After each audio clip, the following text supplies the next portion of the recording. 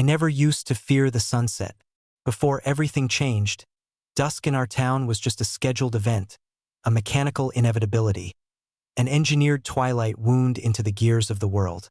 We lived beneath the great machine like obedient children, trusting its rhythms, its metallic sighs, its precise ticking that echoed down the mountain valley like a heartbeat too big for any living thing. But that was before the gears began to slip, before the light started bending, before time folded in on itself like wet paper. Now every sunset feels like a warning. I suppose I should start with the moment I first heard the stutter. It was the last day I remember feeling normal, an unremarkable morning that bled into a jittery afternoon. I was repairing an old lantern in my workshop, the kind of mundane task I'd performed 1,000 times, when I heard the sound through the open window. Not the usual metallic groan of the Clockwork Dusk winding itself, but a skip, like a record catching on dust.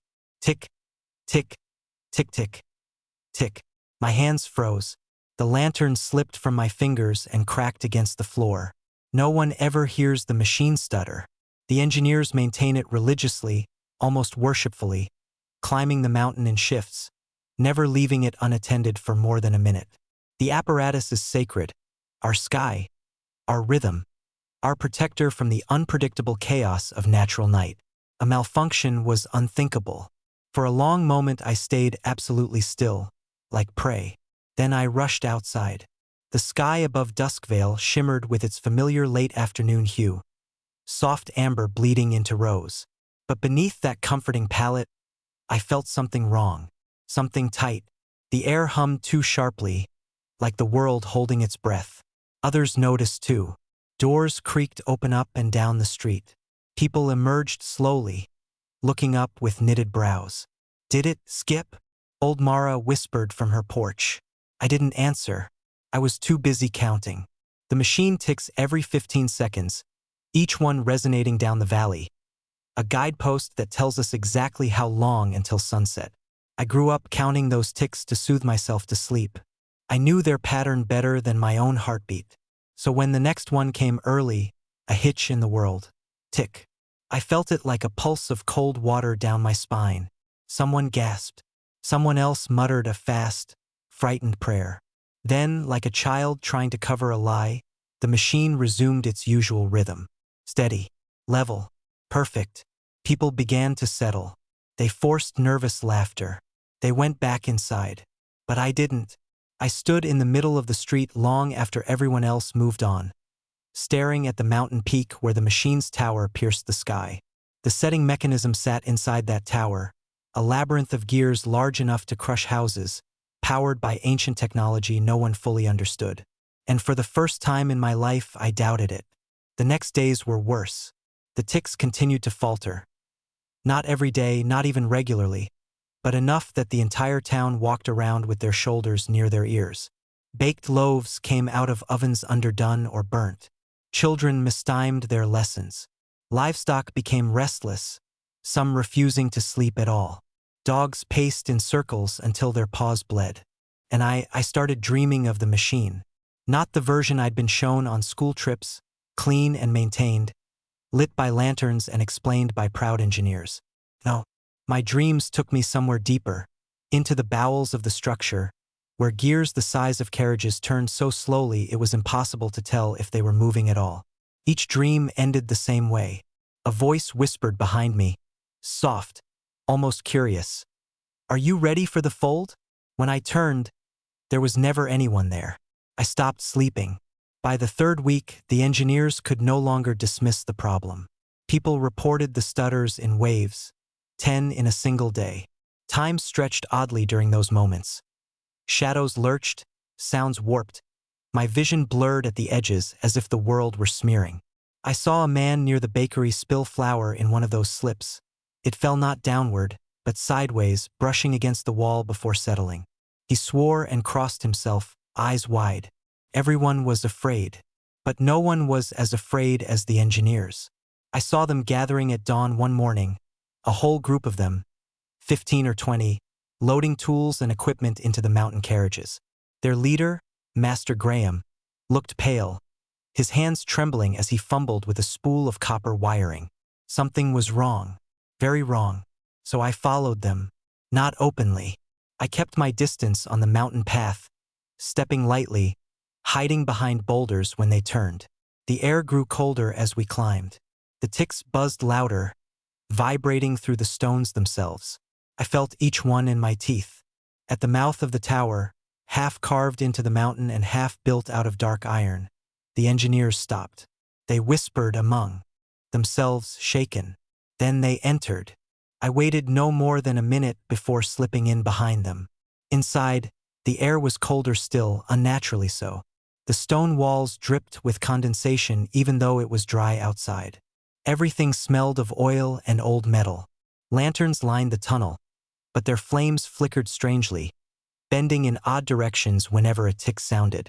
The deeper I went, the louder the machine became. Not louder as in volume, louder as in presence, a vibration under my skin, through my bones, into the parts of me I didn't know could feel. I reached the main chamber, and that's when everything changed. The chamber was vast, circular, with catwalks crisscrossing above a yawning abyss where the largest gears rotated. But they weren't rotating smoothly anymore. They shuddered, jittered, and in certain moments froze abruptly before reversing a fraction of a turn. I saw the engineers scrambling in panic across the platforms, shouting instructions that were swallowed by the machine's grinding.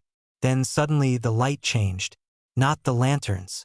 The light inside the room itself. It folded like someone bending a sheet of paper in the air. The space warped, just for an instant, but enough to make me stagger backward. My stomach flipped. The edges of my vision sharpened and blurred at the same time. And the biggest gear, the horizon wheel, jerked violently. Time slipped. One of the engineers screamed as the catwalk beneath him shuddered. He lost his balance. But instead of falling straight down, he seemed to fall in slow motion, his limbs stretching unnaturally as the air rippled around him. He disappeared into the gear chamber without a sound. I took a step back, heart pounding, trying to understand what I had witnessed. That's when Master Graham saw me. His face twisted, not in anger but in horror. "You shouldn't be here," he shouted over the grinding. "You don't understand, or you do, and that's worse." A violent tremor shook the chamber. Gears clanged like clock bells. The horizon wheel lurched again. The air folded. When it unfolded, I was standing somewhere else.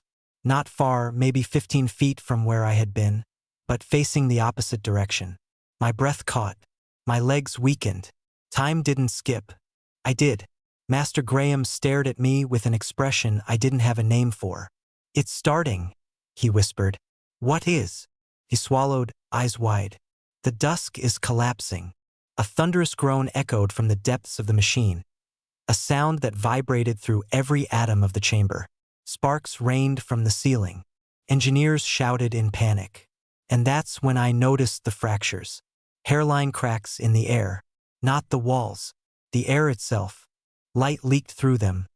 Cold, shifting violet-blue light that didn't belong to any place I knew. The fractures pulsed in time with the machine's stuttering ticks. Tick, the cracks widened. Tick-tick, the light grew brighter. Tick. My heart raced in sync, unwillingly. "Out!" Graham shouted. "Everyone out!" The engineers scattered.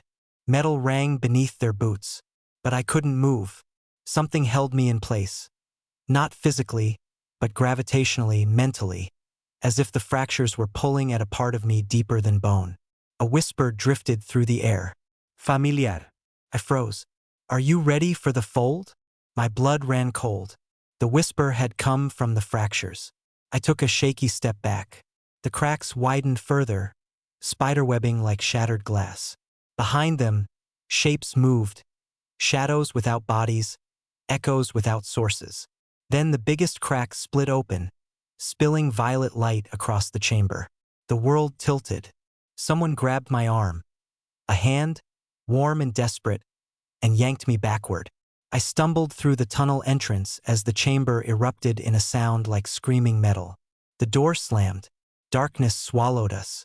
I gasped for breath, pressing my hand against the cold stone wall. My skin tingled. My vision swam.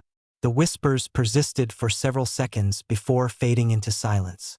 When I finally looked up, Master Graham stood in front of me, sweat dripping down his face, eyes wild. "It's too late," he said. "The machine isn't malfunctioning." I stared at him, trembling. "Then what is it doing?" He swallowed hard, voice barely a whisper. "It's waking up." His words hung in the darkness between us, cold and heavy, like the mountain exhaled them itself. "It's waking up." The corridor shook again. Just a tremor this time, like the aftershiver of something enormous settling back into uneasy sleep. Graham leaned against the wall, breathing fast and shallow, rubbing his forehead with a trembling hand. I swallowed hard. "What do you mean waking up? It's a machine." His laugh was hollow. "That's what we thought. What we all thought. That it was just gears and levers and pressure regulators, some old-world relic left to automate our skies." He wiped his mouth with a shaking hand. "But the gears aren't the machine. They're just restraints." A chill crept up my spine. Something scratched at the metal door behind us, like fingernails dragging along steel. Not human. Not natural. A slow, scraping sound that made my teeth ache. We both froze. The sound paused, then scraped again, slightly higher, like whatever was behind the door had risen. Graham grabbed my arm and pulled me down the tunnel. "Move!" We stumbled downward, the sound of metal warping echoing behind us. The tunnel twisted unnaturally, as if it had been bent, the lanterns flickering in a frantic rhythm. My sense of direction slipped. Twice I reached out to steady myself and my hand touched air where the wall should have been. Time stuttered with every distant tick of the machine. When we finally burst into the cold evening air outside, I doubled over, hands on my knees, fighting nausea. Graham braced himself against the stone archway, coughing. Below us, the entire valley lay bathed in orange twilight. The town looked peaceful from this height. Small houses, narrow streets, the river shimmering. But something was wrong. The shadows were moving, not drifting as the sun set, moving, crawling up the walls of houses, sliding across rooftops faster than they should, pulsing in clusters as if whispering secrets to each other. They stretched and recoiled with each machine tick. "I don't understand," I whispered. "What's happening to it?" Graham wiped his shaking hands on his coat. "The Dusk engine was never meant to be opened, never meant to be touched. The original builders sealed something inside it, something old, something vast." He paused, his voice lowering into a rasp. "We thought the gears were the danger, but they were the lock." A cold wind brushed my face, unnaturally warm beneath its surface, almost like breath. "Then we need to lock it again," I said, though my voice cracked around the edges. "We can't." Graham stared at the horizon, hollow-eyed. "It's feeding." I stepped back. "Feeding on what?" He flinched as if the question physically hurt him. "Light, time, memory, identity, whatever keeps a moment together." He pointed a trembling finger toward the valley. "Look." A woman was walking across the town square, someone I recognized vaguely, Marcy, the baker's wife. She moved sluggishly, confused, glancing around like she wasn't sure where she was. Then her form flickered, not like a trick of light, like a skipped frame. 1 second she was halfway across the square. The next she was several feet away, mid-stride, her expression different, her clothing slightly different. My breath hitched. "Temporal displacement," Graham whispered. "It's eating pieces of her timeline." My skin crawled. I took a step backward from the sight as if distance could save me. Then the machine ticked again, wrong, double hit, echoing, and Marcy froze altogether. Her shape stretched upward, elongated, then snapped sharply back into place. She collapsed to the ground. I gripped the mountain railing so hard my knuckles burned. "We have to warn people," I said. "They won't believe us." Graham shook his head. "And even if they did, there's nowhere to go. The dusk covers the whole valley. The fold is forming." A rumble sounded behind us, deep and resonant. The mountain trembled beneath our feet. I turned. The tower door was bulging outward, breathing outward, metal bending with each inhale. A whisper curled through the air. "Are you ready for the fold?" I backed away instinctively, shaking my head. Graham reached out as if to steady me. But before he could touch me, the ground lurched. We were somewhere else. Not far, 10 paces down the path, but our bodies had jolted there with no transition, as if someone had dragged the world beneath us and dropped it in a slightly different place. Graham fell to his knees, clutching his chest. "Faster now," he rasped. "It's accelerating." "Graham," I whispered, panic rising. "What do we do?" He looked up at me with a face lined with dread. "We can't fix it," he swallowed. "We can only slow it. And not for long." His trembling hand reached inside his coat, pulling out a brass key shaped like a half-sun. "There's a failsafe, deep inside the engine, beyond the horizon wheel, but it wasn't meant for us." "Why not?" His voice dropped to a whisper. "Because the failsafe isn't a mechanism." He met my eyes. "It's an offering." A shiver ran through me, colder than the wind. An offering, a sacrifice. Before I could ask, a scream echoed from the town below, long, shrill, and abruptly cut off. Then another, and another. We rushed to the edge of the cliff and looked down. Shadows were rising, pulling themselves loose from the ground, stretching upward like tendrils of ink. They twisted unnaturally, bending in and out of shapes. Reaching, people ran, but time slipped around them, moments skipping, repeating, distorting.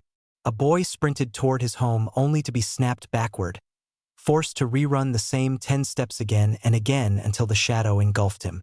Graham grabbed my arm, his fingers cold as iron. "We're out of time. We need to get back inside the tower." "Back? Are you insane? Whatever's inside is trying to tear the world open. It already has." He pointed to the sky. I looked up. The sunset was stuck. The sun hovered halfway behind the horizon, unmoving. The sky flickered, glitching between orange and deep indigo, day and night overlapping like badly aligned layers. The entire dome of the sky trembled. Cracks of violet-blue light spidered outward, just like inside the chamber. The fold had begun. Graham tightened his grip on the key. "If we don't reach the failsafe, the whole valley will be swallowed. Time, space, memory, everything." I took a shaky breath. My legs felt numb. My heart hammered unevenly. The town screamed again below us. I turned toward the tower. Its door bulged once more. A metal shriek tore through the air. Something inside pushed. Something awake. "I'm going with you," I said. Graham nodded once, as if he knew I would. Together, we ran toward the tower as the sky above us cracked open like glass. The metal tower door groaned as we approached, the bulging surface rising and falling like a giant exhaling. The air around it shimmered, bending slightly, as though the doorway existed half a second ahead of us, or behind us. The closer we got, the more the world flickered at the edges, like a lantern about to go out. Graham stopped just a few steps away from the door, clutching the brass half-sun key. His breath steamed unnaturally in the air despite the warm twilight. "When it opens," he said, "we run. Don't look at the cracks. Don't listen to the whispers. And no matter what you see, don't reach out." I swallowed. "What happens if I do?" He hesitated. "They remember you."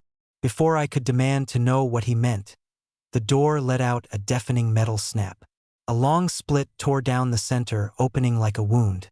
Violet light spilled through the gap, bathing the ground in shifting shadows that twisted out of sync with our bodies.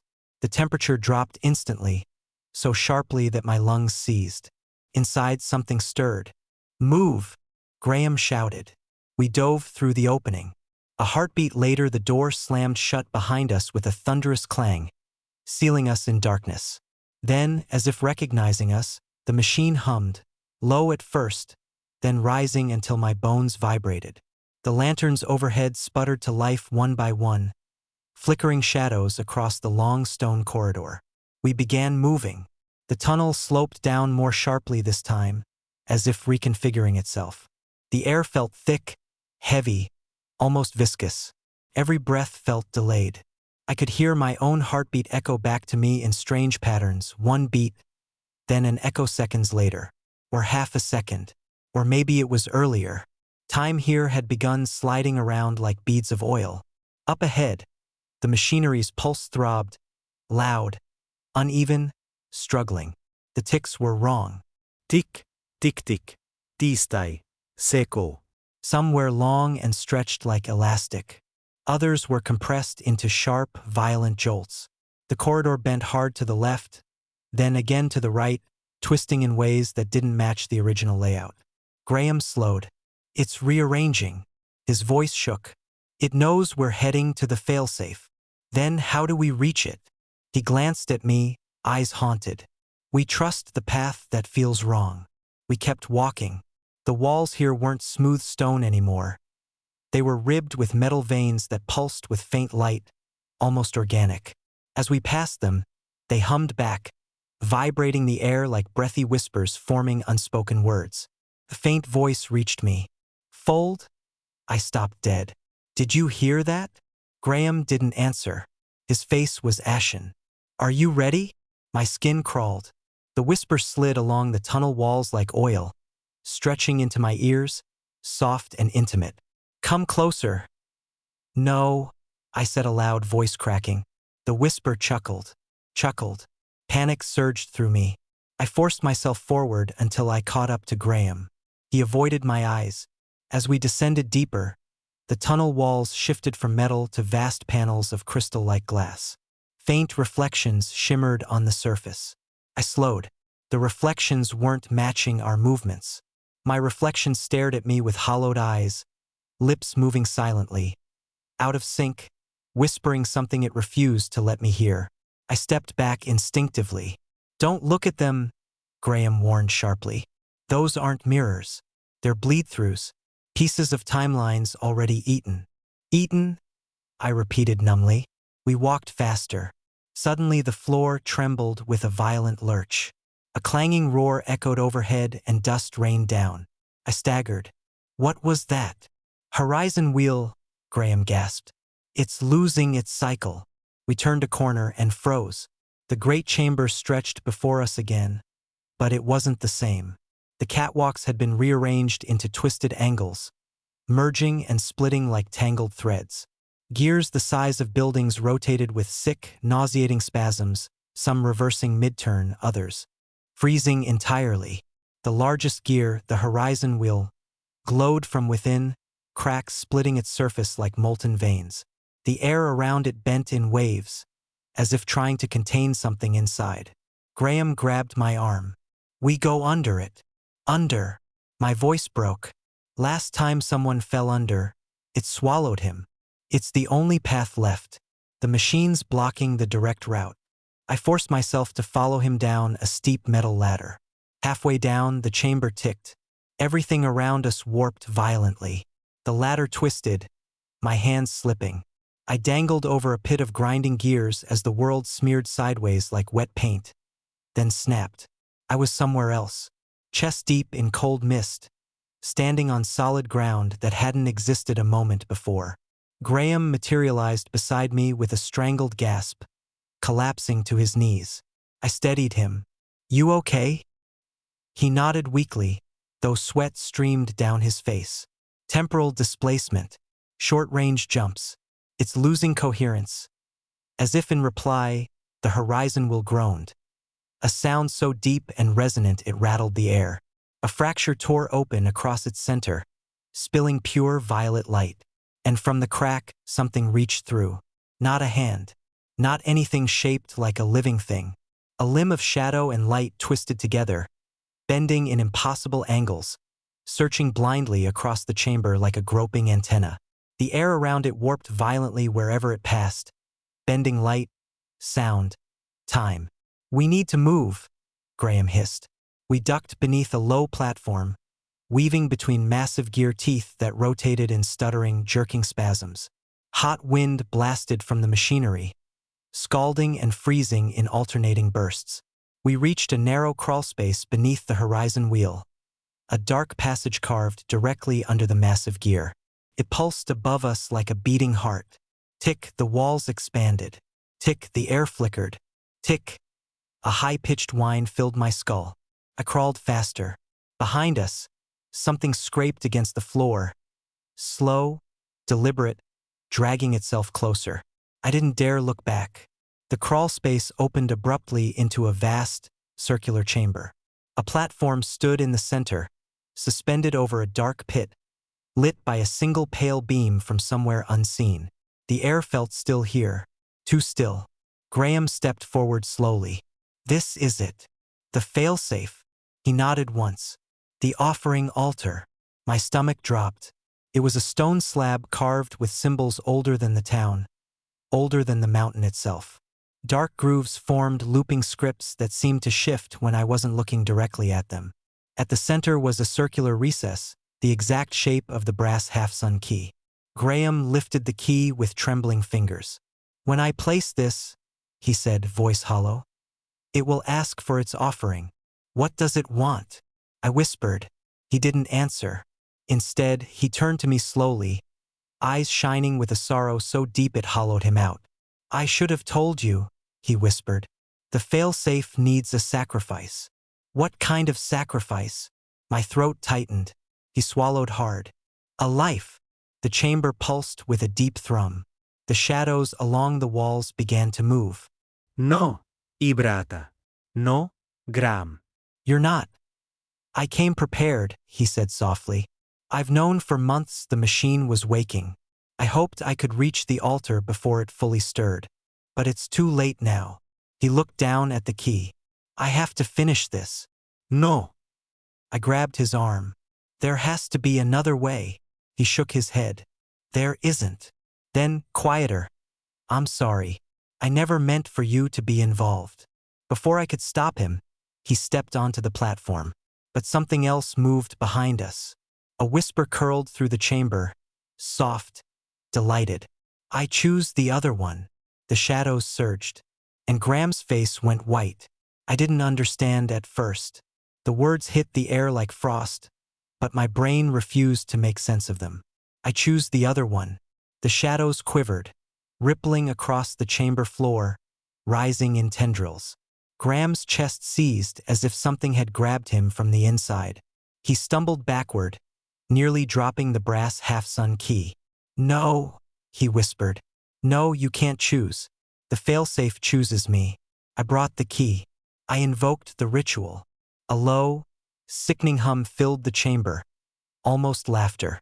We are awake, the whisper said, vibrating through bone rather than air. We no longer take what is offered. We take what we want. My heart stopped. A dozen shadowed forms peeled themselves from the walls like strips of night, twisting upward, faceless and fluid.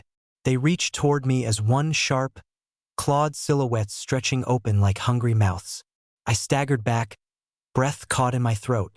Graham! He rushed forward, shoving me aside with more strength than he should have had. No. Take me instead. The shadows paused, as if amused. Then one tendril stroked his cheek, almost tender, before turning away. Your timeline is already thinning, it whispered. You are nearly gone. Graham's face crumpled, and I understood.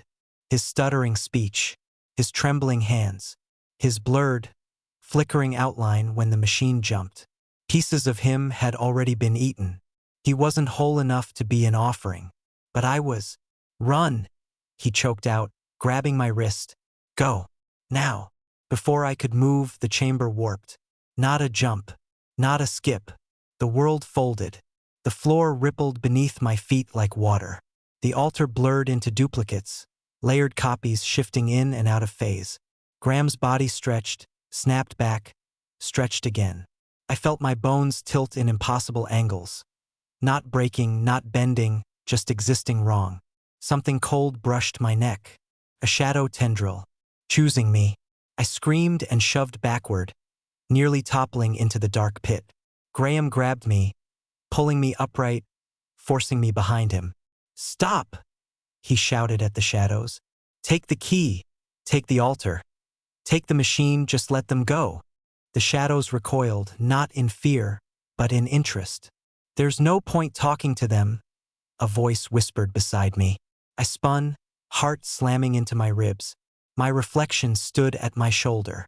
Except, it wasn't mine anymore. Its eyes were hollow pits of violet light. Its body flickered like a glitching frame. When it smiled, the shadows around the room seemed to lean toward it, eager, adoring. "You're the Fold's favorite," it said gently, almost lovingly. "You've heard us for weeks, even before we cracked the wheel. You've dreamed of us. We've tasted pieces of your future. You fit." His head tilted. "You belong here." I stumbled backward, but Graham caught me. "Don't listen," he whispered urgently. "It's not you. It's not anything real. It's using your mind to lure you in." "Lure me into what?" I gasped. My reflection answered. "The merge." The chamber shook. The horizon will groaned above us, splitting wider. The violet light flooded outward, bathing the entire room. Graham shoved me toward the altar. "Listen to me. Put the key in the slot." "I thought it kills the one who does. It chooses the sacrifice," he said through clenched teeth. "The key only opens the failsafe. Maybe it'll choose me after all. Maybe we can force it. Just put it in." A deafening tick slammed through the chamber. Everything froze. Literally. Dust hung motionless in the air. Sparks from the gears stopped mid-fall. The shadow tendrils halted inches from my face, suspended like ink trapped in ice. Even Graham was frozen mid-breath, pupils dilated, sweat suspended on his cheek. The only thing that moved was me, and my reflection. It stepped closer, flickering in slow-motion waves, like a glitching specter. "Time is paused," it whispered. "Just here, just now. We wanted a moment alone with you." My skin crawled. My lungs refused to move. "What do you want from me?" Smiled wider, too wide. "To become." "Become what?"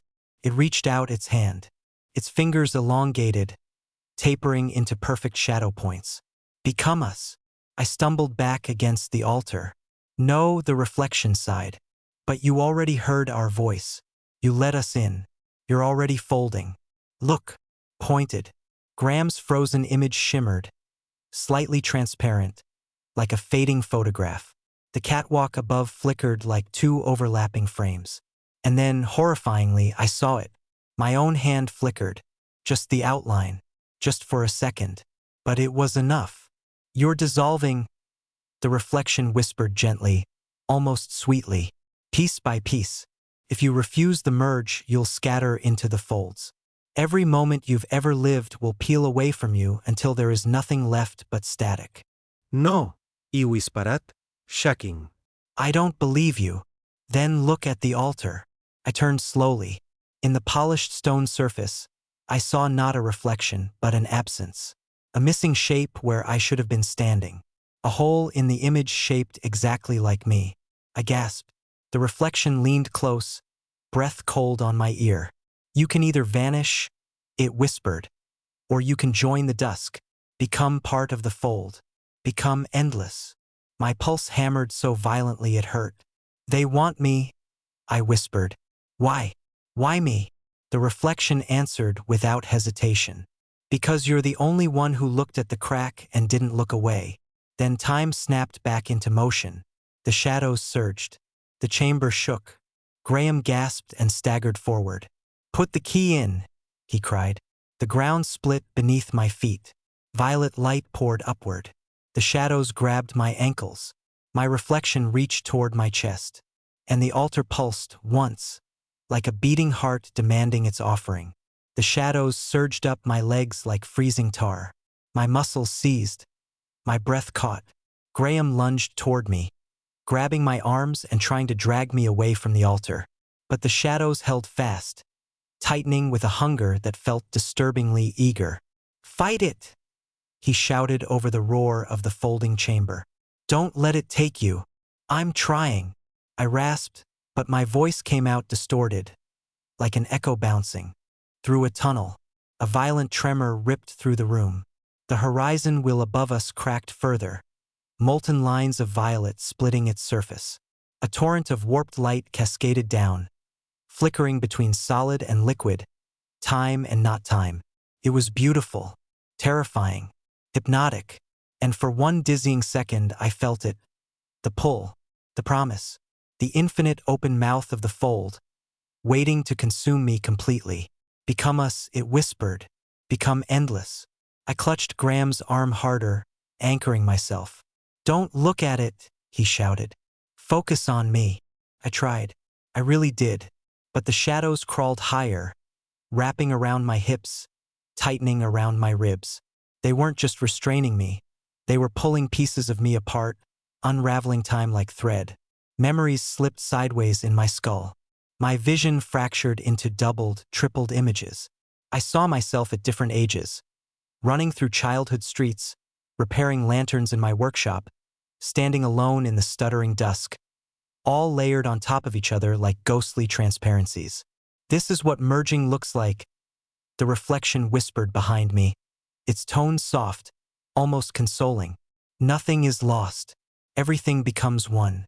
You become nowhere and everywhere at once. Graham bellowed in rage and shoved his whole weight against me, pulling with a strength born of desperation. No. You don't get them. Not this one. Something snapped inside him, literally. His form flickered violently.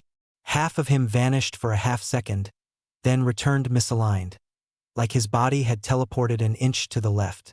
He gasped in pain as the shadows brushed him. They can't take you, he rasped. They can't. A tendril lashed across his chest. Graham screamed. A short, choked sound, and part of his shirt simply vanished. Not torn, erased. A chunk of skin beneath it flickered, dissolving like ash. The shadows rejected him instantly, sliding away in disinterest. Nearly gone, the whisper purred. Useless. Graham collapsed to his knees, clutching the dissolving patch of nothing on his chest, tears streaking down his face.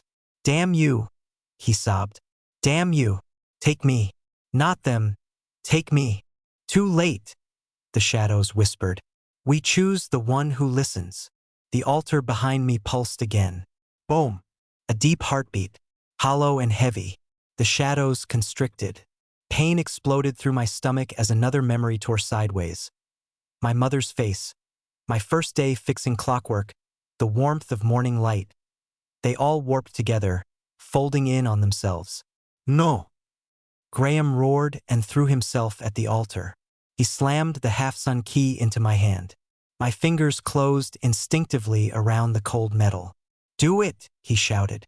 Put it in the recess. Now. The altar pulsed again, boom, and the shadows dragged me closer. My body pressed against the stone, breath shallow. My reflection looming just behind me like a dark twin. Let the fold take you, it whispered. You're meant for us. No, Graham snarled through clenched teeth. You're meant to live. He grabbed my hand, wrapped his fingers around mine, and forced the key toward the circular recess. The shadows screamed in a chorus of static and screeching metal. Do not activate the seal. The chamber shook so violently the floor split beneath Graham's feet. He fell to one knee, struggling to hold me upright as the shadows yanked. Push it in, he cried. Finish it. I lifted my shaking hand, and something cold closed around my wrist. My reflection. His touch burned like frost. You don't understand, it whispered. You seal this and you die alone. You let us in and you become infinite. No fear. No endings. No death. My chest tightened. The shadow's promise seeped into my thoughts like sweet poison. I saw brief flashes of that infinity. A world without loss, a self without time, a consciousness spread across every moment. It was intoxicating. The altar hummed beneath my fingers. Graham's grip tightened. Don't you dare leave. Don't you dare. My reflection leaned closer, its violet eyes glowing. You were chosen. His voice softened. Don't throw that away for him. The chamber's fractures widened. The shadows prepared to swallow me whole. The key glinted in my hand. The altar throbbed like a beating heart. Graham's voice shook with terror. My reflection smiled in victory. Time didn't slow, it stopped. In a silence so absolute it hurt, I made my choice. I slammed the key into the recess. The world detonated. A blinding explosion of white-violet light ripped through the chamber, shattering shadow and stone. The shadows shrieked, an inhuman wail like ripping metal and dying stars. Graham was thrown backward. The reflection's face twisted in horror, peeling apart from reality like wet paper dissolving in water. Then everything fell inward. The chamber folded. The machine screamed, and a chasm of pure nothing swallowed me whole. The fog was thicker now, so thick it felt as if I were wading through wool. The air hummed with a low vibration that settled into my teeth, my bones, my skull. Ahead, the path that should have curled around toward the south ridge was wrong. Tilted, elongated, as if someone had stretched it like warm taffy. I told myself I was imagining it. I told myself a lot of things that night, but when I blinked, the trees on either side seemed to shift position, like chess pieces between moves, caught only in the corners of vision. I walked faster.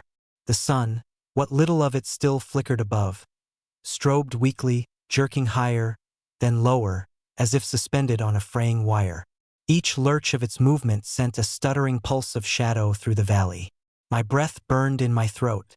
Every instinct screamed at me to turn back. But the clockwork asked for me, pulled at me, needed me, and I was in far too deep to pretend otherwise. Somewhere behind me, leaves crackled. I froze, one hand dropping to the cold metal cylinder at my belt.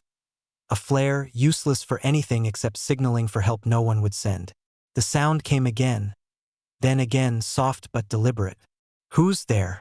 I called, though my voice barely rose above the trembling of the failing sky. The woods answered with silence. No, it wasn't silence. There was breathing, shallow, ragged, like lungs full of dust. It sounded close, far too close, but the fog warped direction, swallowed distance. "Show yourself." The trees exhaled, the fog curled, and something stepped forward. Or part of something. A silhouette emerged, elongated limbs, a shape bent in ways no body should bend. Its edges flickered, as if it were flickering between moments, slipping in and out of sync with the present. The thing raised its head slowly, and even though I couldn't see its face, I felt its attention latch onto me with cold, mechanical precision. My muscles locked. The humming in the air rose in pitch.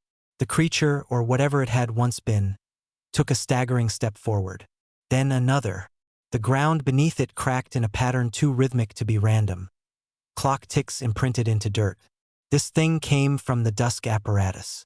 Or from the broken time it leaked. "Stay back," I whispered. Didn't. I stumbled backward, boots sliding in the moss. The creature jerked forward in a series of glitching movements. 1 second 3 steps away, the next almost touching distance. My heart slammed against my ribs so hard it hurt. Then, a thunderous metallic groan cascaded down from the mountains. The ground shook. The creature recoiled violently, limbs snapping into new angles mid-motion, flickering between positions like corrupted film. The clockwork was shifting again. I shouldn't have been relieved, but I was. The thing turned its head sharply toward the mountains, as if hearing a command I couldn't. Then it drifted backward, dissolving into the fog like smoke into water. One moment it was there, the next it was simply gone. I stood alone, shaking, breathing too fast. The sky pulsed again, 3 long flickers, like a heartbeat failing. I forced my legs forward. Eventually, the trees thinned, the ground angled up, and through the swirling mist, the silhouette of the dusk apparatus rose, carved into the mountainside like some colossal god machine. Gears the size of buildings rotated sluggishly. Pipes leaked orange vapor. Chains rattled. Massive spires of blackened steel reached into the sky like fingers trying to pull the sun down by force. The closer I got, the more wrong everything felt. Time stuttered. My footsteps echoed twice. Leaves fell upward. The wind moved in a loop. And when I checked my watch, out of habit, stupid habit, the second hand spun backward, jerked forward, stopped, then vibrated until the glass cracked. My chest tightened. The world wavered like heat rising off asphalt. I wasn't prepared. I never had been. But this machine, this monstrous invention buried in our past, it was dying. And it wanted to take all of us with it when it finally collapsed. A metallic clang rang overhead as I reached the old service tunnel carved into the stone. Its rust-eaten doors hung open like gaping jaws. Warm, oily air flowed out in waves. The lights inside flickered, each strobe a different moment in time, sometimes ahead, sometimes behind. I stepped in. The darkness swallowed me instantly. Metal grated beneath my boots. The walls were covered in turning gearworks, tiny as clock components, rotating at impossible speeds. They clicked, clicked, clicked in frantic rhythms. The closer I moved, the more the sound burrowed under my skin. A memory, one I didn't want, rose unbidden. My father's voice, his hand gripping my shoulder the night before he vanished into this place. Never touch the inner gear train, Alex. Never. Promise me. I had promised. Then he walked into the mountain before dawn, and never came out. A whisper broke through the din, Lex. I spun around so fast I almost slipped on the metal grating. No one was behind me. The tunnel stretched empty and shifting, the far end bending at angles impossible for any straight corridor. I swallowed. Hearing things was normal here. Everyone knew that. The machine echoed voices, scraps of memory trapped in the gears. It didn't mean anything, but the next whisper chilled the marrow of my bones. Alex, help me. My father's voice, weak, distorted, buried under grinding steel. I pressed a shaking hand against the wall for balance. No, Ibrata. No, no, no, this isn't real. But the gears beside my palm ticked in perfect mimicry of a heartbeat I hadn't heard in years.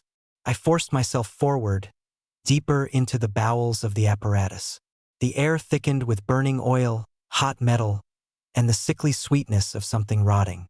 Each step felt heavier, like time itself was pushing back. Far ahead, the corridor opened into the primary chamber, and I wasn't ready for what lay inside.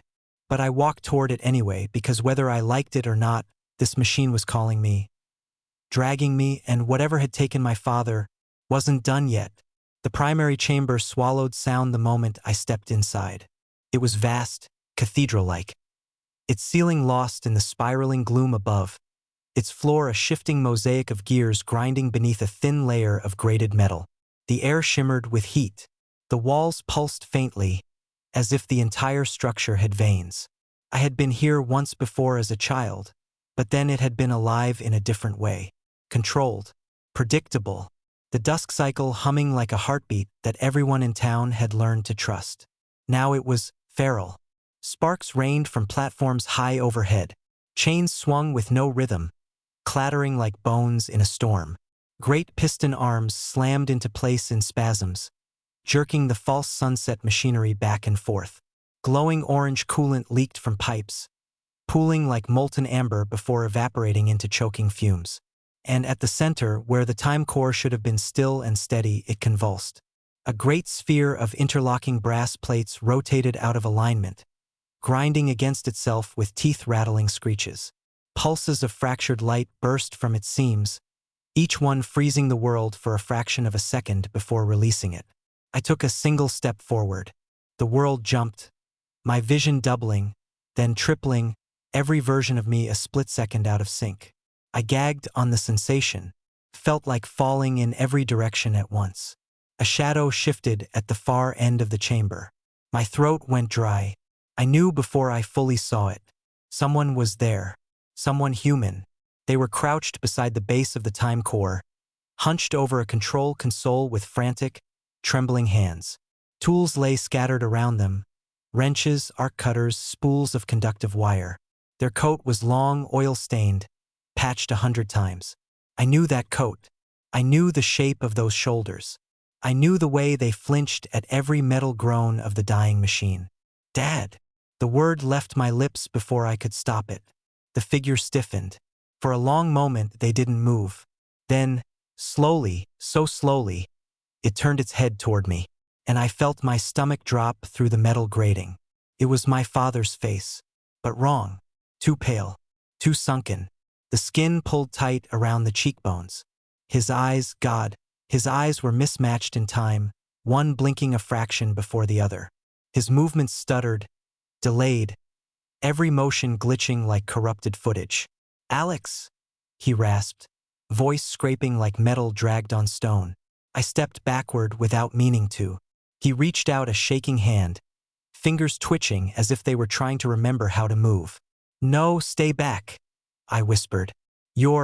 What happened to you?" His mouth opened, but the sound that came out was warped, stretched, the words spilling wrong. "Time slipped. I held it too long." The time core behind him emitted a violent shudder, the light inside flickering faster. Too fast, like a heart about to burst. My father clutched the console with claw-like fingers. "I tried to fix it," he said. "But the gears won't listen. Not anymore." I inched forward, tears burning at the corners of my eyes. "What did it do to you?" He looked up at the core, at the machine he'd devoted his life to. "It didn't do anything." His voice broke. "I did." Another light pulse ripped outward, this one stronger. The metal platform under my feet twisted. For a breathless instant, I saw the chamber in 3 different states at once. Pristine and new, half-decayed, and collapsed in ruin. I staggered, gripping a support beam until the world snapped back into a single moment. My father's hand spasmed. "Alex, listen, there isn't much time left. Not for me. Not for this town." I shook my head, refusing the words like a child. "We can stop it. Together. We can shut it down." He gave a broken laugh, halting, disjointed. "I've tried. For years. Every time I get close, the machine pulls me further out, further from now. I don't know how long I've been in here. Hours, days, maybe decades." His gaze slipped past me briefly, unfocused, as if he were seeing something else. Another time, another version of me. The light flickered again, brighter. The gears screamed. The floor beneath him shifted, and I saw it. Saw the truth I'd refused to see. One of his legs flickered out of existence for a fraction of a second. Just gone. When it returned, it was misaligned, half a step behind the rest of him. He wasn't just out of sync. He was unraveling. "Dad," I whispered, "please come with me. We can leave. We can fix this somewhere, anywhere, but here." He smiled, but it was sad. Old. Resigned. "I can't leave, Alex. I'm part of it now. Bound to the cycle." His eyes softened. "But you still have a chance." A harsh metallic crack split through the chamber. A massive gear high above snapped from its housing, spinning downward like a falling moon. It slammed into a platform, spraying shards of metal. The whole chamber lurched violently. I hit the floor. So did he. He tried to stand, but his hand passed through the railing as if it were made of smoke. Then solidified again. He looked at me with terror, real terror. "It's accelerating." "What is?" "Dissolution." His voice trembled. "Time is breaking. If the core fractures completely, the entire region will collapse into temporal freefall. No past. No future. Only fragments." I scrambled toward him. "Tell me what to do." His gaze locked onto mine with a clarity he hadn't shown since the moment I arrived. "You have to reach the regulator chamber. Override the dusk cycle. Force the machine to stop." The ground shook violently again, dust pouring from the ceiling in thick waves. Sparks rained. I grabbed his arm. "Come with me." He pulled away. The motion left a smear of afterimages behind his hand, trails of himself dissolving. "No," he said softly. "If I step outside this chamber, I won't stay together long enough to say goodbye." My chest caved inward at the finality of it. Another quake. The time core split open slightly, a blinding fissure of gold-white light searing through the room. My father cried out in pain, clutching his head as though the light itself were tearing at him. "Go," he choked. "Now, before it takes you too." "I'm not leaving you," the core howled. A sound that wasn't a sound, more like a pressure that crushed thought. He looked at me, eyes flickering between decades of himself. "Alex, please." A piece of the floor collapsed, falling into a howling void of raw time beneath. My instincts split in two. Half of me screamed to stay. Half of me knew staying meant dying. I made my choice. I ran. As I reached the service corridor on the opposite side of the chamber, a single shout followed me. Ragged, warped, barely human. "I'm proud of you!" Then the chamber exploded in light, and I didn't look back. The service corridor shook so violently I had to brace myself against the wall just to keep upright. Every bolt, every rivet, every ancient weld in the metal seemed to rattle with a death rattle the entire mountain could feel. Behind me, the primary chamber roared, screamed, as though the machine itself were being torn apart limb by limb. The light from the core bled into the hallway, flickering in jagged bursts that warped the edges of the metal and stretched my shadow into something tall and skeletal. I pushed forward. Each step felt heavier than the last. Time dragged at me, snagging like invisible hooks into my clothes, my skin, my bones. The corridor warped between breaths. Longer, shorter, older, newer, as though it couldn't decide which moment it belonged to. My father's voice kept echoing in my skull. Reach the regulator chamber. Override the dusk cycle. Force the machine to stop. But nothing about this place wanted me to get there. A deep groan rattled through the structure. The lights buzzed, flickered, then burst overhead in a shower of sparks. Darkness slammed over me like a dropped curtain. Only the glow of emergency strips along the floor remained, pale, trembling lines in the gloom. I followed them. The metal grating vibrated beneath my boots with a pulse that wasn't mechanical. Felt alive. I didn't want to think about that. After what felt like an hour, but might have only been seconds, the corridor forked. The left path bent steeply downward, where a thick haze of coolant fog curled upward like fingers reaching for escape. The right path twisted sharply toward a high hum, the unmistakable sound of the secondary gearworks. The regulator chamber lay beyond them. I moved right. The hum grew louder, coating my skin with a prickling electric charge. The corridor squeezed tighter, the walls curving inward. Small gears spun within the metal itself, embedded like tumors, clicking too fast for my eyes to track. Something was wrong with them, terribly wrong. Some spun backward. Some jumped erratically. Some were jammed in place but still vibrated like they wanted to move. I kept my gaze forward. Halfway through the narrow passage, the humming shifted, splitting into two tones. Then three.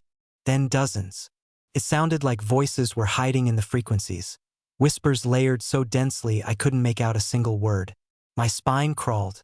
"Stop imagining things," I muttered. The whispers grew louder in response, as if offended. Then, footsteps behind me. Not hurried, measured. Metal on metal. I froze. The corridor's tight walls amplified the sound, bouncing it forward, folding it in on itself. It was impossible to tell how far away it was, or whether it came from one direction or every direction. My hand moved to the emergency flare at my belt. The steps drew closer. I turned slowly, and the corridor was empty, but the footsteps continued, growing louder, echoing from the walls, the floor, the ceiling. Then another sound layered itself beneath them, a rhythmic ticking, heartbeat steady, mechanical, familiar. My stomach dropped. I knew that sound. I had heard it in the forest. The creature, the time-torn thing that had followed me. It was here, inside the walls. The ticking accelerated, rising like panic. The metal beside me bulged inward, as if something pressed against it from the other side. A long dent dragged across the sheet metal, tracking my position like a fingertip tracing prey. Oh no! The wall split, just a hairline seam at first, then widening. A long, thin shadow pushed through it, forming an arm that wasn't quite an arm. It was jointed wrong, bending in two directions at once. The metal groaned as more of the shape forced its way into the corridor, its limbs glitching between frames. One instant too long, the next too short. The creature dragged itself through the tier, its head tilting with a series of jerky, time-stuttered snaps. It saw me, or felt me. I didn't wait for it to finish emerging. I ran. The corridor bucked under my feet as the entire structure shifted again, gears whining and clattering. Behind me, The creature's limbs scraped against the metal, producing a high-pitched shriek that made blood bead in my ears. I sprinted through the tight curve in the corridor, lungs burning, heart slamming. A sudden fissure of light exploded ahead, pure white, blinding. For a split second, I saw the corridor in freeze frame, every rivet suspended in dead stillness. Then time snapped forward. A section of floor dropped out beneath me. I leapt, caught the far ledge with both hands, metal slicing into my palms. I hauled myself up just as the creature's arm slashed into the open space behind me, the limb flickering through 3 positions at once. I scrambled to my feet. It lunged. I hurled the flare at it. The small cylinder bounced off its shoulder, then ignited midair with a violent burst of red-white fire. The creature recoiled, limbs spasming as if overwhelmed by the sudden influx of stable time. The light held it back for a moment, just a moment, but it was enough. I ran again. The corridor widened, opening into a massive gallery of rotating wheels and piston towers, the secondary gearworks. The air thundered with motion. Gears the size of houses spun, clicked, and slammed into each other in frantic, misaligned patterns. The path through them was a narrow catwalk suspended over a chasm of interlocking mechanisms. One wrong step and I'd be shredded. Behind me, the creature shrieked, a distortion of sound and time. It recovered faster than I'd hoped. No turning back. I bolted across the catwalk. The floor swayed under me with every mechanical impact. Heat blasted upward in waves. Sparks rained from above. One of the overhead wheels wrenched free of its axis, slamming into another with a scream of tearing metal. The whole structure tilted. My foot slipped. I grabbed the railing as the catwalk jerked sideways, the world tipping. My feet dangled over the grinding machinery below, teeth snapping like hungry jaws. With a desperate heave, I pulled myself upright and ran again. The regulator chamber door came into view, a massive steel plate stamped with hazard markings and a central locking wheel. I pushed harder, lungs on fire. The creature hit the catwalk behind me, the impact sending a shudder through the entire structure. Metal groaned. Bolts loosened. It was coming. I reached the door, spun the locking wheel. It resisted, rusted, stuck. I threw my entire weight into it. The wheel jerked. The door cracked open. The creature screeched, closing in fast. I forced the door wider, just enough to slip through, and slammed it shut behind me. The last thing I heard before the seal locked was the metallic scrape of the creature's claws raking against the door. Then a silence too heavy to trust. I turned around. The regulator chamber was dark, and something inside it was breathing. The sound was subtle at first, soft, rhythmic, wet. Not the hiss of steam, not the hum of machinery. Breathing, slow, labored, human, or something trying to remember how to be human. I didn't move, didn't speak, didn't even blink. The darkness settled over me like a thick velvet curtain, swallowing every edge of the room. Only a faint red glow pulsed from somewhere deeper inside, casting long shadows that twitched as though alive. My pulse hammered in my throat. I waited. The breathing continued, deep inhalations, followed by shuddering, rattling exhales, each breath scraping through the air like someone dragging a rusted chain across stone, or like lungs filled with grit. I swallowed and took a step forward. The floor clicked beneath my boot, a tiny metallic tap. The breathing stopped. Silence, the kind that prickles the skin, stretching too long, too still, as if the room itself were holding its breath in anticipation. Then, a voice drifted out of the darkness. Low, hoarse, cracked open by age and strain. "Who's there?" I froze. It wasn't my father's voice. It wasn't the creature's. It was someone else. Someone alive. My throat tightened. "My name is Alex. I came from the primary chamber. I'm trying to shut the machine down." A harsh, hacking laugh erupted. It echoed far too long. The red glow pulse quickened. Trying, the voice repeated. "Everyone tries. Everyone fails." I squinted into the dark as my eyes adjusted. The regulator chamber was larger than I remembered. Rows of towering control pylons lined the walls like dead trees, cables snaking between them like roots. The central regulator hung from the ceiling, a massive gyroscope of interlocking rings, spinning in jerks and spasms, flickering with strobing light. Below it, slumped on the grated floor, was a man, or rather what remained of him. His clothes were once the uniform of a regulator technician, but now they were shredded, stained with old coolant and dried blood. His hair was white, patchy, falling out in clumps. His skin was stretched tight across his face, sallow and cracked like old paper. But his eyes glowed faintly with reflected red light, jittering between expressions too fast for any natural face. He'd been here too long. Time had eaten him alive. I took a cautious step toward him. "Are you hurt?" He laughed again, though it sounded like it hurt. "You could say that." His right arm flickered, disappearing for a fraction of a second before snapping back into place. The edges of his body shimmered like heat haze. "How long have you been here?" I asked quietly. He tilted his head, listening to things I couldn't hear. "Depends," he murmured. "How long has time been here?" My stomach twisted. He wasn't insane. His mind was frayed in the same way the machine was frayed, caught between too many versions of itself. "The machine's failing," I said. "The dusk cycle is unraveling everything." He nodded slowly. "It started small," he whispered. "A hesitation in the sunset. A skipped second. Nobody cared. Nobody believed me when I warned them." His voice cracked. "Until it began taking people." A cold shiver crawled up my spine. "Taking them?" The man turned his gaze toward the spinning gyroscope overhead. "The moment the regulator misaligns, it slips. The dusk drags time with it. Minutes, hours, years. It doesn't care. Sometimes it swallows them whole. Sometimes it spits them back out wrong." He looked at his trembling hand. "Sometimes it leaves them in pieces." For a moment I couldn't speak.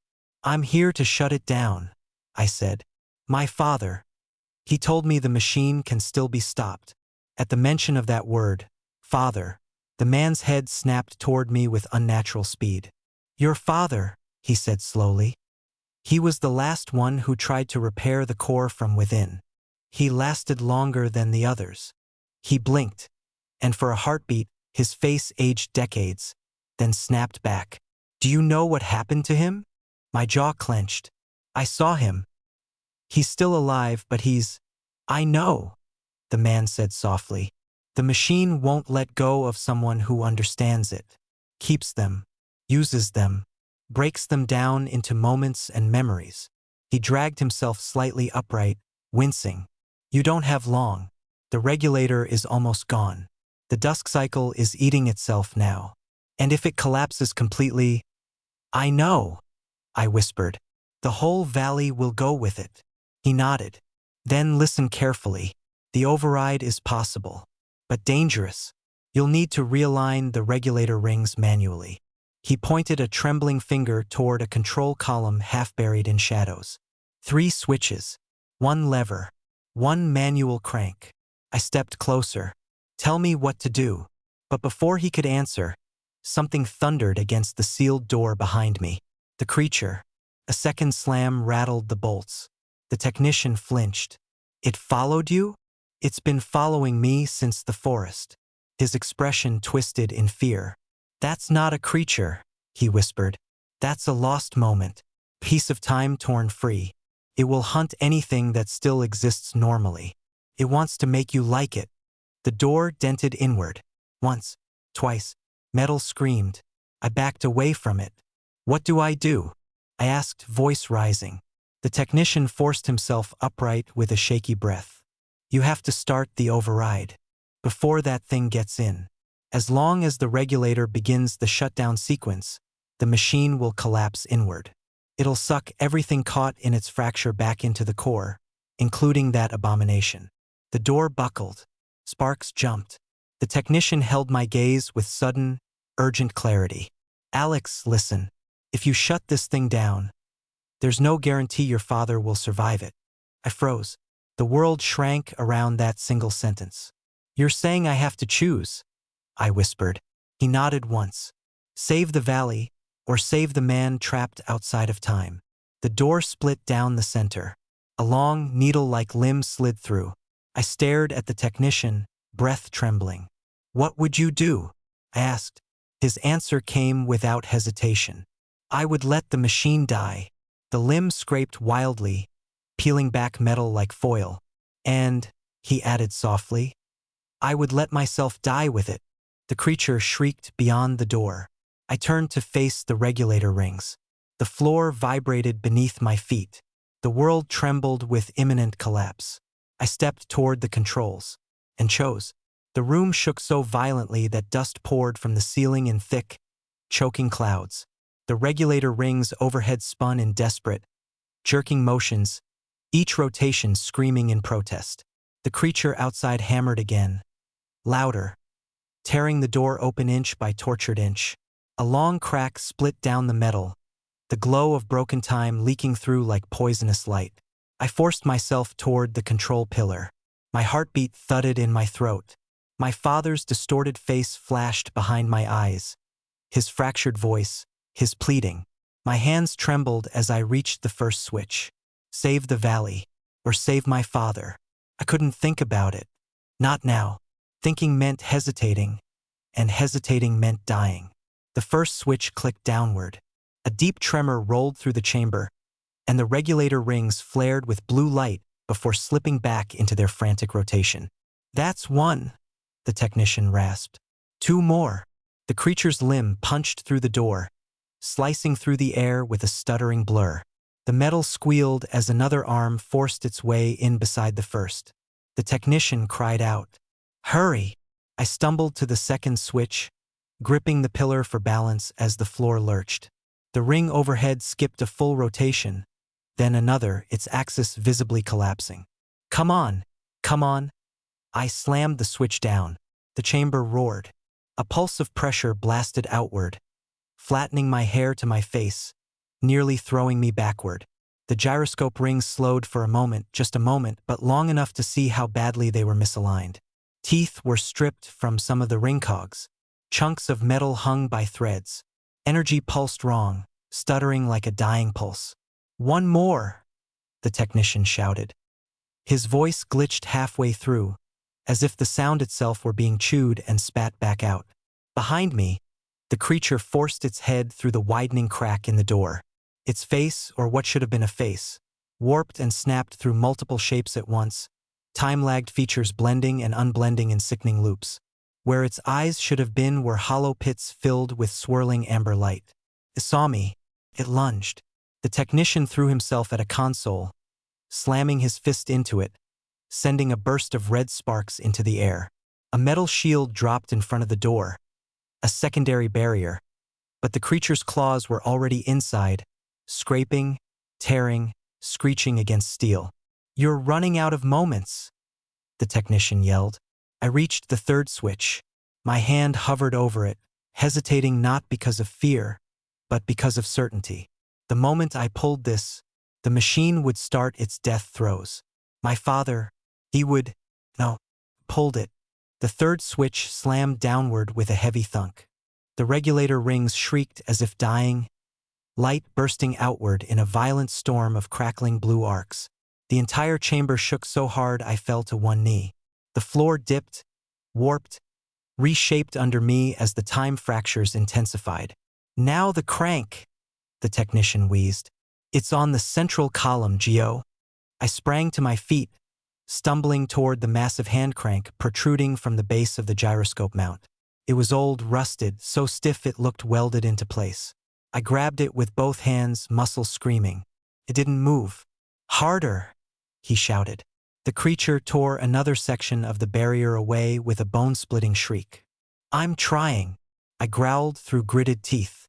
I threw my weight into it.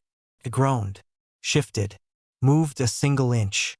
The ground split behind me. Timelight bled through the cracks, casting fractured shadows that didn't match my movements. The creature screamed again, this time with triumph, as half its torso burst through the shielding, clawing its way into the chamber. Its elongated limbs dragged across the metal floor, leaving deep gouges. It was almost free. The Technician staggered forward, grabbing a loose cable that sparked dangerously in his hands. His eyes flickered violently. "I'll hold it back," he rasped. "Just turn the damn crank. You can't fight that thing." He smiled, skin cracking along his cheeks. "Kid, I've been fighting this machine longer than you've been alive." He jammed the cable into the regulator console, triggering an electrical surge that blasted outward. The creature shrieked as its half-formed torso convulsed in the shock. The technician fell to one knee, trembling. I seized the crank again, pulled with everything I had. The metal screamed. The rings overhead began to realign. Slowly, like planets clicking into proper orbit. The creature lunged again, its arms stretching, flickering, stuttering through moments. It struck the technician, flinging him across the room. He hit a pillar with a sick crack but somehow staggered back to his feet. "Don't stop!" he coughed, blood leaking from his mouth. I didn't. I turned the crank another quarter rotation. The regulator rings locked into new alignment. Sparks rained. Gears groaned. Time itself seemed to pause, just for an instant, as the chamber reached a critical tipping point. A low hum started. It grew into a vibration, then a roar. "That's IT!" the technician shouted. "The shutdown is activating." But his triumph vanished as the creature ripped fully into the room, the last barrier collapsing behind it. It barreled toward me, limbs flailing, flickering in stuttered bursts. The ground between us split into a glowing wound of fractured time. "Alex!" the technician screamed. "Move!" I yanked the crank one final time. The rings snapped into perfect alignment, and the world exploded. A sphere of white-blue light burst outward from the regulator, sucking upward into the rings, dragging air, metal, debris, and the creature, toward it like a star collapsing into itself. The creature shrieked, clawing at the floor, its body stretching impossibly long as it was dragged toward the core. The time light peeled fragments from it, devouring it cell by cell, moment by moment. The technician grabbed my arm. "Run! I can't leave you. You must." The chamber buckled as everything loose was pulled upward. Panels, tools, cables whipping past us in violent spirals. The rings shuddered deeper into collapse. The entire machine was beginning to implode. The technician shoved me toward the exit hatch. His hand flickered, his arm blurred, phasing in and out. "Go!" he choked. "I'm already gone." I backed toward the hatch. The creature screamed one last time, then was sucked into the collapsing rings in a burst of warped light. The entire core shuddered through the mountain, and somewhere deep within the machine, I heard my father, screaming. Not words, just pain. The technician met my eyes with a final, broken clarity. "Once you leave this room," he whispered, "you can't come back for him." The regulator rings began to tear apart, metal shredding like cloth. Time shattered. I reached the hatch, paused, looked back. My father's scream echoed through the chamber. Torn, warped, begging. And I turned away and ran. The hallway outside the core was shaking so violently that I could barely keep my balance. Pipes burst overhead in rapid pops, spraying steam that hissed across the metal floor in ghostly white ribbons. Warning klaxons blared. Some stretched, some sped up, some playing backward as the time fractures rippled through the facility. Behind me, the core room door slammed shut on its emergency timer. A muffled boom pulsed through the frame. Then another. Then a long, agonizing metallic screech, like the entire chamber was being folded in half. I ran. My legs didn't feel connected to me. I wasn't sure I was even running in a straight line. Hallways flickered, doubling, shifting, stuttering in bursts. The lights overhead flickered in patterns that made no sense. Bright, then darkness, then a deep red pulse, then a color I didn't have a name for. The shutdown was tearing through the mountain like a detonation. Somewhere deep inside it, my father's scream faded into nothing. But the silence left behind was worse. The technician's words echoed in my skull. "Once you leave this room, you can't come back for him." I swallowed hard and kept running. A support beam collapsed ahead, crashing across the hallway, blocking most of the path. I slid under it, scraping my shoulder hard enough to rip my jacket open. The floor on the other side tilted sharply downward. Everything felt wrong. Gravity bending in strange jerks as the collapsing gyroscope warped the surrounding space. I reached the junction corridor and froze. People were here. Scientists, engineers, security staff. Some sprawled across the floor, unconscious but breathing. Others staggered around in disoriented panic, voices glitching or delayed, like sound didn't know how fast it was supposed to travel. A woman wearing a cracked visor grabbed my arm. "What happened?" she shouted, half a second late, like her words chased her lips. "It's shutting down," I yelled back. "The whole core is collapsing." Her eyes widened. "The entire valley?" "I know." She swayed, pressing a hand to her forehead as time-lag distortion rippled through her. For a moment she split into two versions of herself, one panicking, one frozen. They snapped back together with a nauseating jolt. I steadied her. "You have to evacuate. All of you." She stared at me, or through me. It was hard to tell. Then she nodded, turning to the others. "Evac route," she called out. "Now." I pushed forward. Even through the chaos, I had only one destination in mind: the surface access elevator. If the core was destabilizing through the entire mountain, there was no telling how long before everything above collapsed with it. A sudden crack echoed behind me. I whirled around. A fissure of timelight burst down the hallway, spreading across the floor like a glowing fracture in glass. The tiles peeled back in ripples, floating upward, drifting as though underwater. I backed away fast. The fracture widened. Something moved inside it. A silhouette. No, multiple silhouettes, flickering in and out like echoes of people who had walked these halls at different moments in time. A guard from yesterday. A scientist from 10 minutes ago. A child from decades earlier. All overlapping, all drifting toward me. They weren't hostile.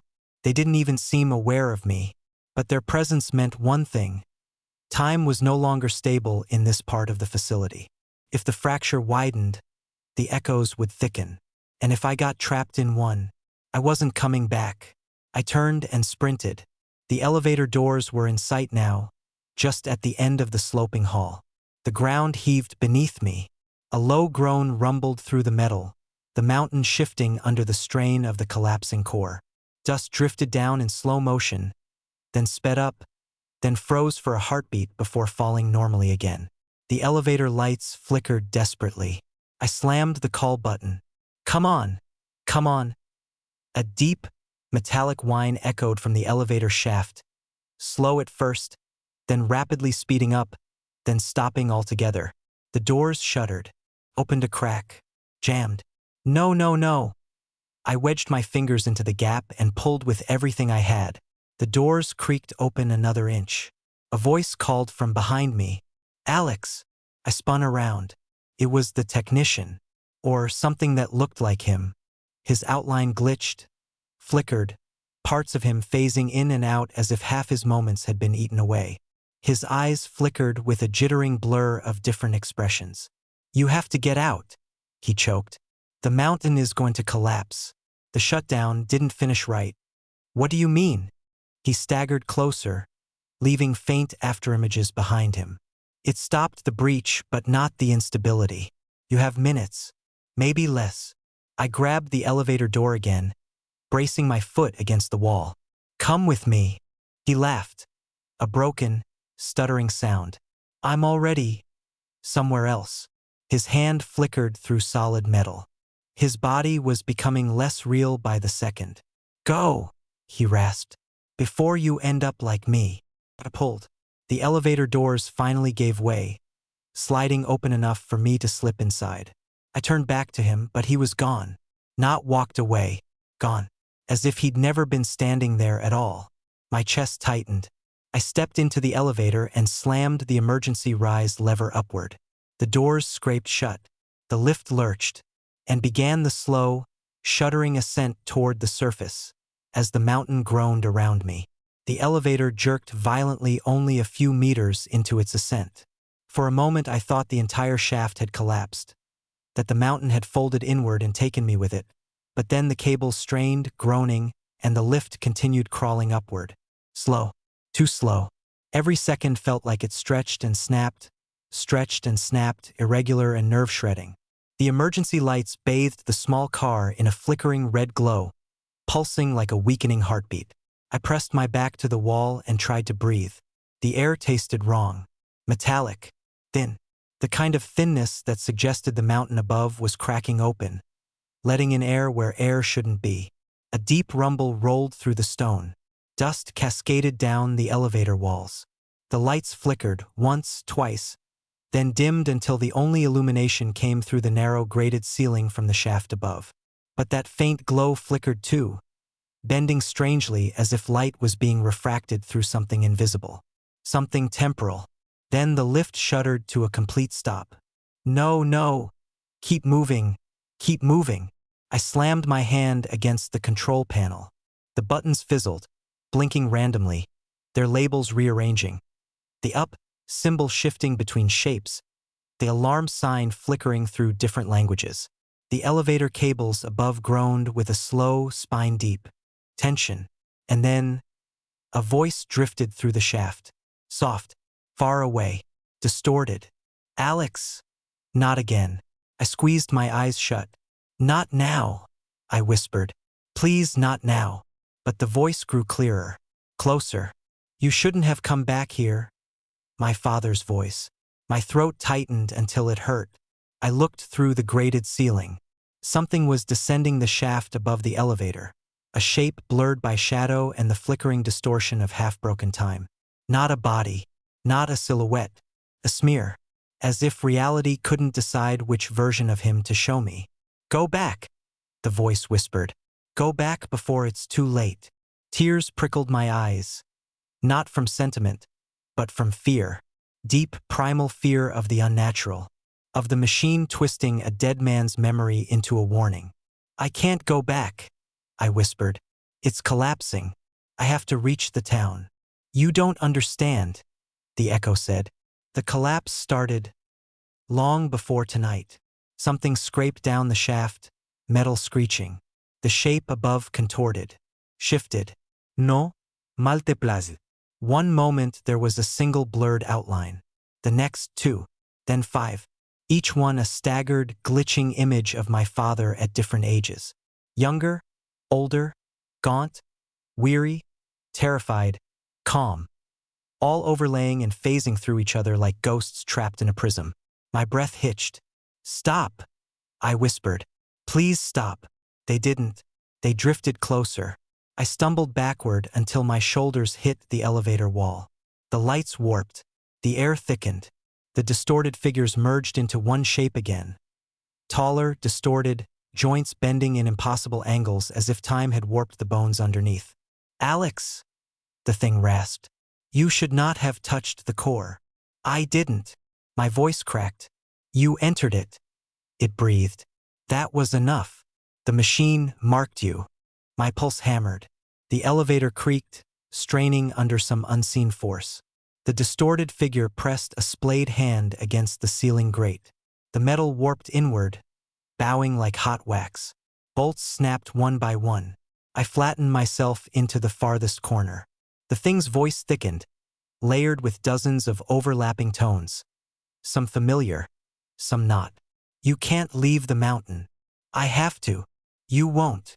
The ceiling gave way with a sudden metallic shriek.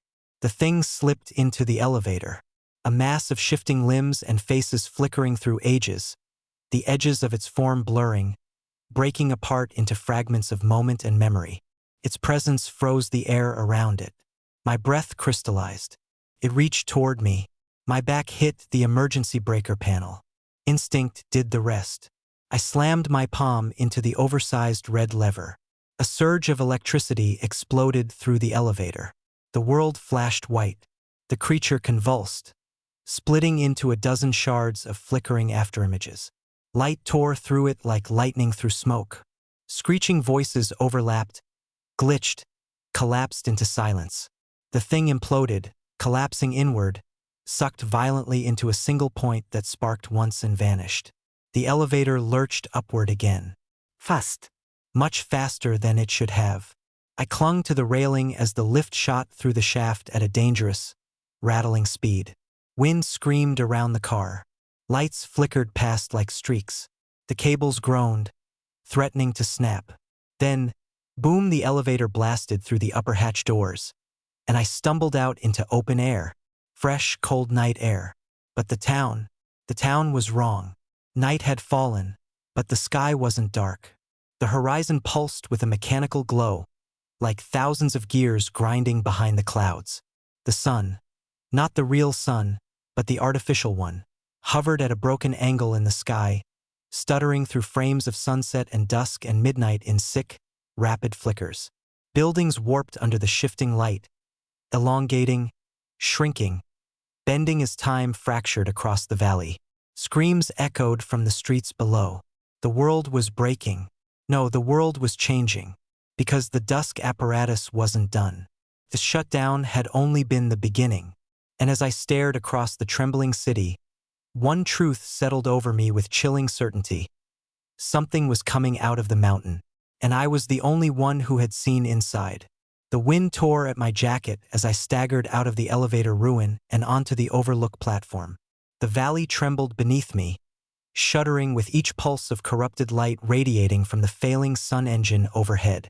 Slowly, too slowly, the false sun flickered, twitching between positions like an insect trapped under a magnifying glass. Each stutter dragged shadows across the town in jagged, unnatural sweeps. Time rippled through the air like heat mirages.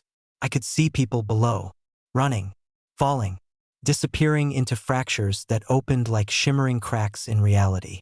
I gripped the railing until my knuckles went bloodless. This was it. The dusk apparatus was tearing itself, and the valley, apart. A deep groan rumbled from the mountain behind me. I turned. The core entrance, far below the elevator structure, glowed with a faint, pulsing light. Orange, then white, then a sickly violet I had only seen once. Deep inside the wild cafe of machinery near the heart of the engine, something moved in that light. Not a figure, a shape, a long, slow swell like a tide pushing against the mountain from inside, as though the machine had become something enormous trying to breathe through stone. My father's voice echoed in my head. The apparatus watches. It learns. It remembers. If that was true, if the machine had absorbed centuries of time and lives and memories, then the thing forcing its way out wasn't just a malfunction. It was the sum of everything the mountain had ever taken. It was the dusk, and it was waking up. A violent shiver raced through the platform. I stumbled back as the metal beams bent, groaning, bending in slow arcs like softened steel. I ran down the walkway, boots slipping on warped ground, until I reached the hillside path that descended toward town. Halfway down, I looked over my shoulder. The mountain was splitting, not with an explosion, with a slow, deliberate opening, stone parting like ribs under some massive pressure from within. Gears the size of houses turned behind the rock, grinding and sparking as time-warped metal tore itself free. No, no, no, please. This wasn't shutting down. This was birth. I sprinted. Every step took me closer to town, and every step made it clear. The fractures spreading through the valley weren't random. They were organized, spiraling outward from the mountain in widening arcs. Like the machine was shaping something, preparing something, claiming something. People stumbled past me on the path, faces pale, eyes wide with terror. A child clung to a fence post, screaming for her mother. A man tried to drag an unconscious neighbor toward a doorway that blinked in and out of different decades with each flicker of the sky. I grabbed the child's arm. "Where are your parents?" She sobbed. "Gone. The lights took them. They folded." Folded. The word hit like a punch. Time folding. Lives folding. Moments collapsing in on themselves. "Come with me," I whispered. "We have to keep moving." We ran. Her small hand was a desperate grip around mine. The houses ahead warped, stretching, shrinking, bending into spirals like heated plastic. The streetlights flickered between old gas lamps and modern LEDs, stuttering across centuries. Everywhere, The same whisper threaded through the chaos. Tick, tick, tick, tick. The sound of a massive clock trying to finish a cycle it no longer understood. I saw the first wave hit the plaza. Not a physical thing, but a temporal distortion rolling off the mountain in a shimmering arc. People caught in it froze mid-step, their bodies splitting into multiple versions. Laughing, crying, aging, shrinking, all at once, before collapsing into a heap of tangled, lifeless forms. I clutched the girl tighter. We can't stay in the open. I ducked into an alley that flickered between stone and brick and sheet metal as we passed, as if time couldn't decide which era the structure belonged to. I pressed the girl behind me and peered around the corner. The sky pulsed. The false sun juddered violently, its gears screeching so loudly the sound felt like it was drilling through my skull. Then a voice, one that wasn't entirely a voice, rolled through the valley. A layered chorus of tones. Mechanical, human, timeless. Return. The girl whimpered. "What is that?" she whispered. I swallowed hard, throat raw. The machine. But why is it talking? I looked toward the mountain, through the splitting stone, through the exposed gears, through the pulsing light, and I understood. It wasn't talking. It was calling, summoning everything it had ever touched. Every moment, every life, every echo caught in its gears, back to itself. It was collecting its debt, and I had been inside its core. It remembered me. The ground trembled again, and a wave of distortion rippled outward. Buildings peeled backward through their own construction, wood turning to brick, turning to stone, then collapsing. A streetlight melted into a puddle of molten ore. The machine's whisper intensified. Return? Return? My nose began to bleed. A pressure built behind my eyes, like invisible hands were pulling at my skull. The girl squeezed my hand. "Alex." I'm scared. I knelt beside her, forcing myself to meet her eyes. "I know, but we're going to survive this. Both of us." "How?" "Everything's breaking." I looked up at the flickering sun engine, at the spiraling fractures, at the mountain splitting wider with each heartbeat. And then, suddenly, I understood something I hadn't before. The shutdown hadn't failed. It had completed exactly what it was designed to do. The apparatus wasn't malfunctioning. It was shedding its old constraints, evolving, leaving the valley, our valley, caught in the wake of a dying version of itself. If it completed, whatever it was building, this place would be erased. A footnote in time, unless someone interrupted the sequence. Unless someone with the machine's mark entered the core again. Unless that someone was me. I stood. "We have to go back." The girl looked horrified. "Back? To the mountain?" "Yes. That's where the monsters are." I squeezed her hand gently. "I know. Why would we go back?" I exhaled shakily. "Because if I don't, there won't be anything left to go forward to." The wind shifted, carrying a faint sound. Faint voice. My father's voice. "Alex, hurry!" I turned toward the mountain. Bleeding light, cracking stone, and the heartbeat of a god machine shaking the valley apart. Slowly, I began walking toward it, because the only way to end the dusk was to walk into it. The girl hesitated only a second before gripping my hand again, her tiny fingers trembling but determined. Maybe she sensed something in my voice. Resolve, madness, desperation. I didn't know what she saw, but she followed. The valley was dissolving. Not collapsing, dissolving like paint running in the rain. Colors smeared into one another. Houses melted into spectral outlines. People flickered as if caught between versions of themselves. Some younger, some older, some on the brink of disappearing altogether. The closer we got to the mountain path, the more the world broke apart behind us. Good. If the apparatus wanted me back, wanted to feed its evolving hunger on the one person who had touched its dying core, it would have to leave the girl alone. She stayed close, her breath sharp and quick. "Alex," she whispered, "everything is wrong. I know. It hurts to breathe. I know." The air grew heavier the higher we climbed, until every inhalation felt like dragging cold needles into the lungs. Time fractures sparkled like fireflies around us, splitting stones into mirrored shards that reassembled in the wrong order. I kept moving. The mountain loomed overhead, an ancient beast ripping itself open, revealing its clockwork organs. Sparks cascaded from exposed gears. Light bled through cracks like molten metal. Every sound vibrated with the signature pulse of the dying sun engine above us. We reached the service tunnel entrance. It no longer looked like a man-made structure. The doorway stretched, contracted, pulsing like a throat swallowing air. Metal ribs folded in and out of alignment. The tunnel breathed, inhaling fog and exhaling warm, shimmering light. The girl pulled my sleeve. "Don't go." Her eyes were wide, terrified, but dry. She wasn't crying. She'd passed beyond crying into that quiet, hollow fear that only children and the dying ever truly feel. "Listen to me," I said softly, kneeling to her level. "You see that shed down the hill? The one with the cracked green roof?" She turned, nodded. "I need you to go there. By myself. Yes, hide inside. Cover your ears if the light gets too bright.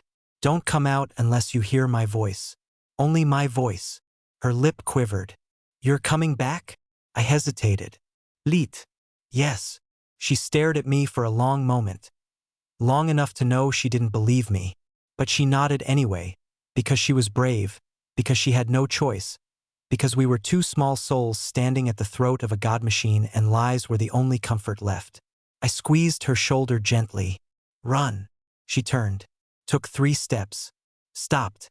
"Alex, thank you." Then she fled down the path, stumbling, clutching her arms against the trembling air. I watched until she vanished behind a warped boulder. Then I turned back toward the tunnel and stepped inside. The moment I crossed the threshold, the world bent. My body stretched forward while my vision lagged behind, like my soul had slipped ahead of my skin. The walls pulsed around me in slow, rhythmic contractions. The floor throbbed like a heartbeat.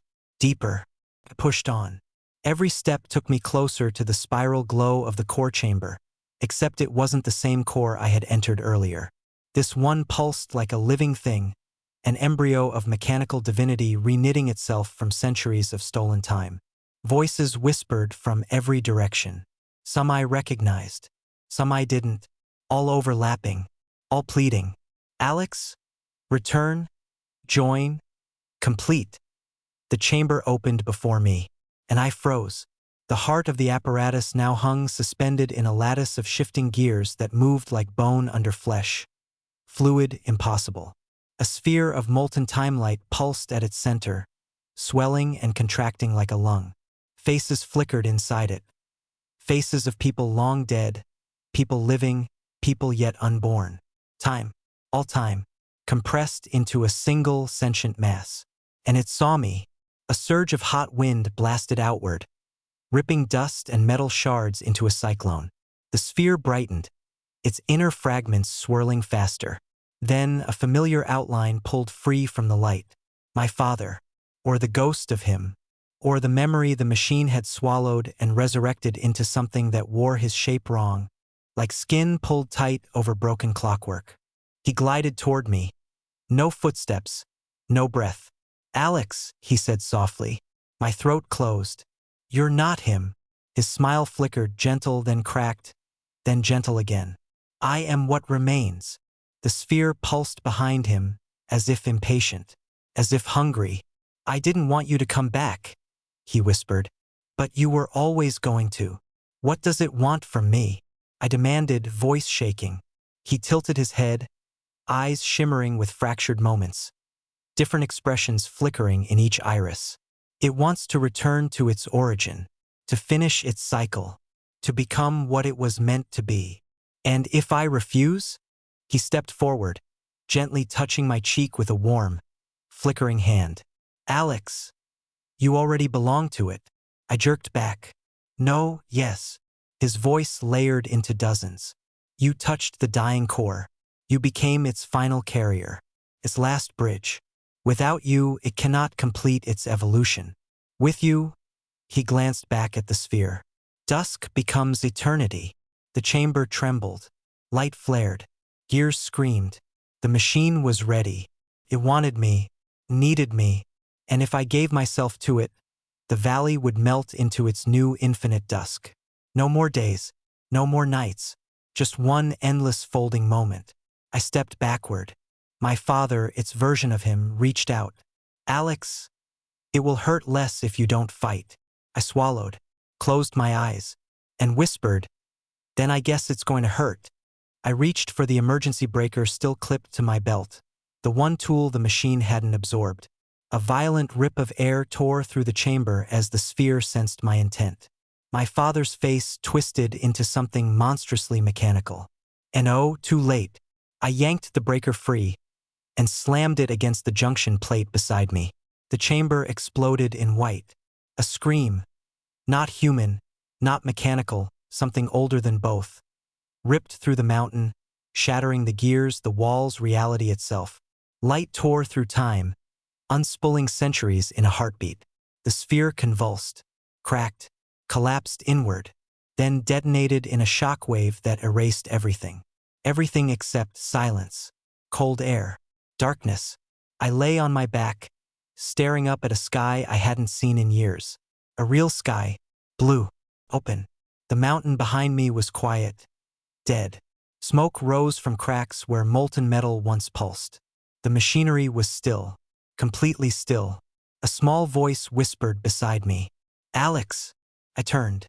The girl peeked out from behind a rock, shaking but alive. You came back, she breathed. Somehow, impossibly, I had. I stood on trembling legs, looked at the ruined mountain, at the ordinary sky, at the broken remains of a god pretending to be a machine. And I realized the dusk was over, but its memory would never leave me. I took the girl's hand. Come on, I whispered. We're going home.